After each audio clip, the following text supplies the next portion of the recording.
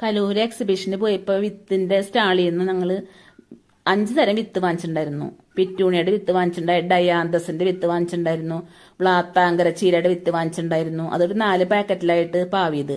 Colour കണ്ടിട്ട് വ്ളാത്താങ്കര ചീരൻ തോന്നണേ കണ്ടിട്ട് ചെറിയൊരു ചുവപ്പ് കളറൊക്കെ കൂടുതലുണ്ട് സാധാരണ ചീരയെക്കാളും.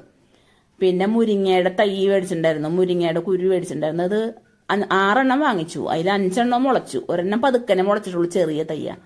പിന്നെ വെണ്ടയുടെ വിത്ത് വാങ്ങിച്ചിട്ടുണ്ടായിരുന്നു, അത് എല്ലാതും മുളച്ചു. ഒക്കെ നല്ല വിത്തുകളായിരുന്നു, വേഗം വേഗം മുളച്ചു. ഇപ്പൊ 21 ദിവസം 22 ദിവസമായി ഇത് പാവിയിട്ട്.